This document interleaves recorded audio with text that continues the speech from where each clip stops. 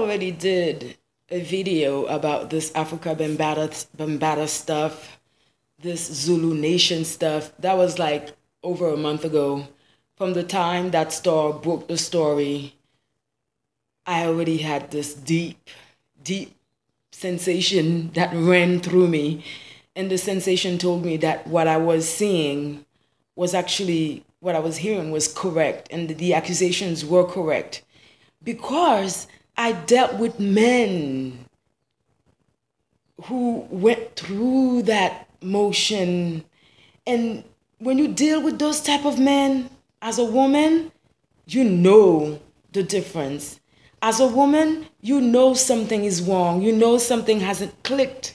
You know, I'm working at home while I'm doing this, so my face may be facing here and not there. But today is like a day where I feel like I want to make videos, I want to vlog, and this is just what it is. I'm home, I'm working, I got a lot to do, but at the same time, I'm fueled with this creative energy, and that's the type of person I am. If I get the creative energy, I put it down, basically. And so the original video that I did on this Afrika Bambaataa stuff, I didn't delete it out of my phone. I just never posted it, because when I did it originally, my emotions were so thick. My emotions were so raw. And you know, people are just waiting for another reason to label a black woman.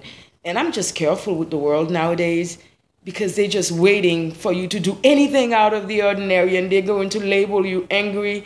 They're going to label you all sorts of things just because you're a black woman, dude. So I'm just careful with folks. So that original video, I didn't post it. I didn't want anyone getting it twisted about who I am and what I represent.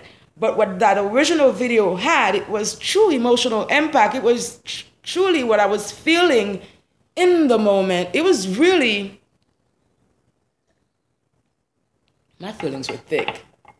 Like a month and a half ago, when I really had confirmation that what I had been feeling was true, that what my instinct was telling me was true. Like once you deal with one, two of those men, you know something ain't right. And can nobody tell me? The women need to speak up, because the women will know. Let me tell you something about a man who's had his dick sucked by another man. Hey, child! Woo! The psychology of that man changes, whether you want to admit it or not, whether you like it or not. When a man has had his dick sucked by another man, his psychology towards a woman changes. And I'm going to tell you why. Because ejaculating is part of a man's instinctual system. It's part of his natural system, you know. And psychologically, he's always been dependent on that female energy to bring that sauce out, you know. To make him come, basically, is what I'm saying without blushing. But once a man puts his mouth on another man's dick and makes that other man come, automatically there is this disassociation that happens psychologically with the female species. There is this disconnection that happens psychologically immediately. It's funny what the human body will do without us telling us, because the human body will exist without you too, honey. This is a horse. Okay, so for the women who have had dealings with those males, you're going to have to agree with me, females, women. You're going to have to agree with me that you have known something isn't right. You just couldn't put your fingers on it, and you didn't want to go with the mass, with like everybody, that the popularity of those men. And I'm not talking about specific members of the Zulu nations, because what Afrika Bambaataa did is he ruined a crop. He ruined a generation. He ruined a movement. He ruined a population. That is one of the most heinous crimes committed by an individual in this century. To deter another human from his natural function.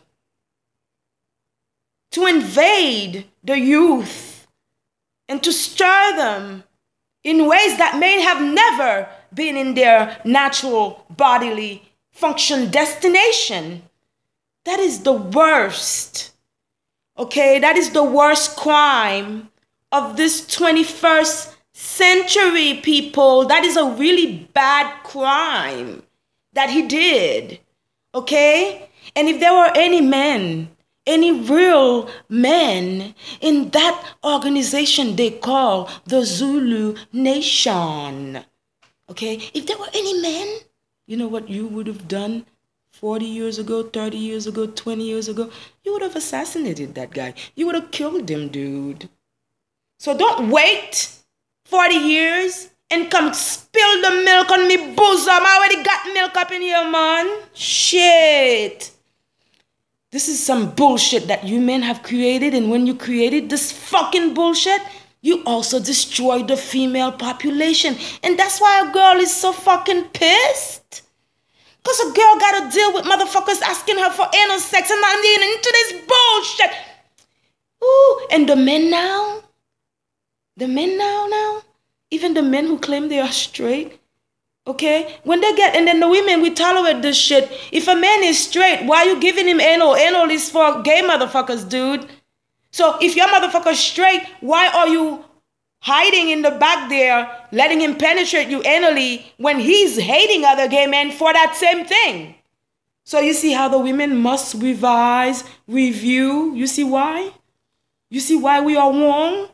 And we were always wrong in that cipher. We were always wrong in that circle. That's how they gave us all these names, because along the way their mouths lost sensitivity for us. They did. We can't lie for these men any longer. We cannot protect these men any longer, because as soon as we protect them, it is up on our backs. They trample. It is our femininity they use to disguise themselves into good guys. And we keep hiding for them. We keep keeping secrets for them. When will we stop the women? Please, the women, we have to have a talk between us. Because this thing has switched the women populations in more ways than you would think, dude.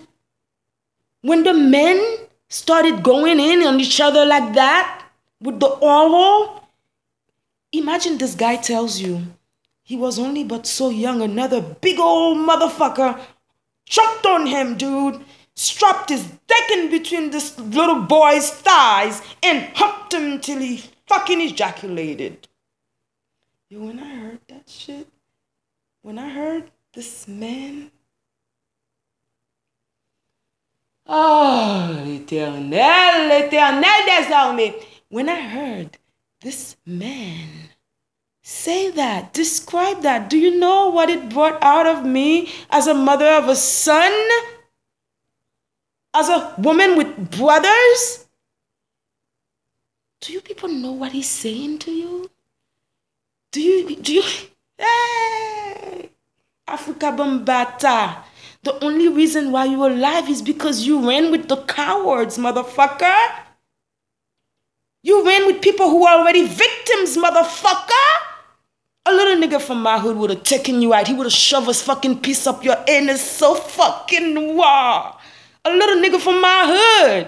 And let me tell you where I'm from. Because I got many hoods. But I'm talking about where I'm from, where I grew up in Port-au-Prince, Haiti. You go and try that shit on any little nigga in that fucking hood. Okay? And they might be hungry. And they might be needy, motherfucker. And they are hungry. Not might. These motherfuckers are hungry, actually. And they are needy, actually. But you go to fucking Debussy and you try that shit. A nigga fucking caniche, not too good dog. Yo, come on, find that you keep Afrika Bambaataa get away with that shit, dude. How has he gotten away with it, and the rest of the men around him who knew are still calling themselves man? Yeah, this gotta be the theater of the 21st century. This is the theater. Huh? This is it. This is it. The most heinous crime in the 21st century. This man committed this crime against his own people, and it would not have made sense against whomever to abuse and to prey on the youth, on the next generation. Okay, not only as a black woman, I got men going to jail for fucking nonsense. Now I gotta lose men because you decided to put your dick on their penis and change them and flip them and turn them. Afrika Bambaataa, you so lucky. You lucky motherfucker. Eh? You ran with the cowards. And that's why today you can stand to even deny. Of course he's gonna confess, and he already did confess. He already confessed many times because he's a weak motherfucker. He had already confessed many other times before that. It's just the people to whom he confessed, they were cowards. They had a business to run, and that's what I keep telling black folks in this country. You let these people keep running this business on you, and they keep calling these businesses fucking liberation movements. They keep naming these businesses attractive names to get the good people like me to follow and waste times. You get that shit happening to you, and you will lose your grace. You will lose your spiritual grace. See, that's how come I can stay like this in my natural state. Because I no longer, when I was young, when I was like a young woman, and I was gorgeous, drop dead gorgeous. I had this beautiful white teeth and black gums, and I had this beautiful natural hair. And I used to do radio back in Virginia Beach, Norfolk. We used to call ourselves, we used to do video with Kwame, Fat Lips, and we used to call ourselves, yeah, Fat Lip, that was the name of the show.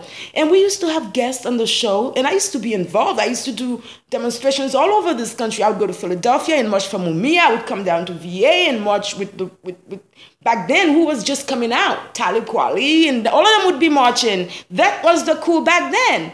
And let me tell you how I stopped, how I learned a lesson. I learned the lesson of a lifetime.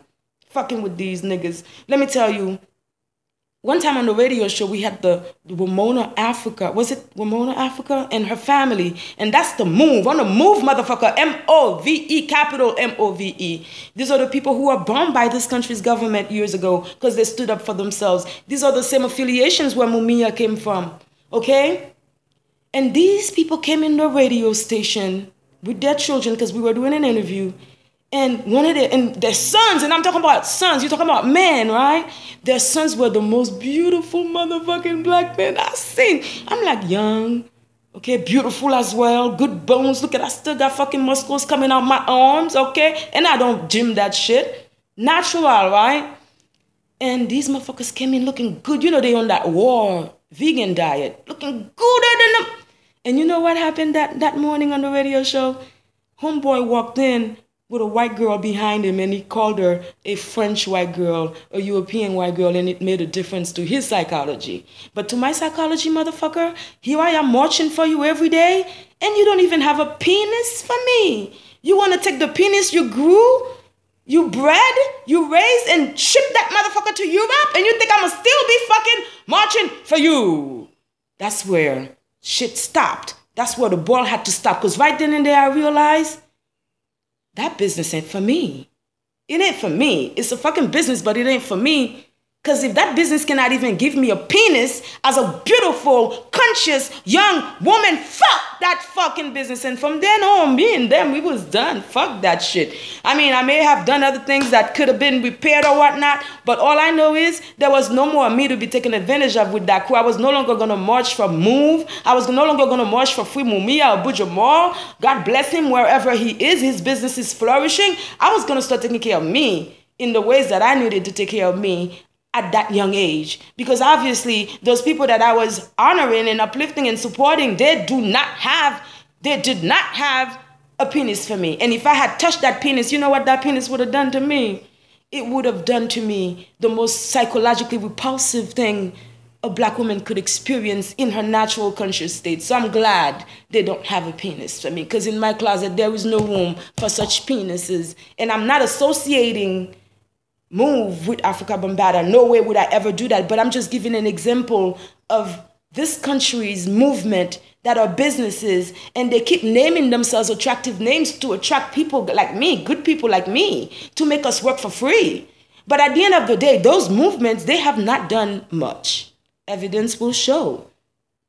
When it comes to the the national state of the black mind, the businesses are doing great, but the black mind isn't.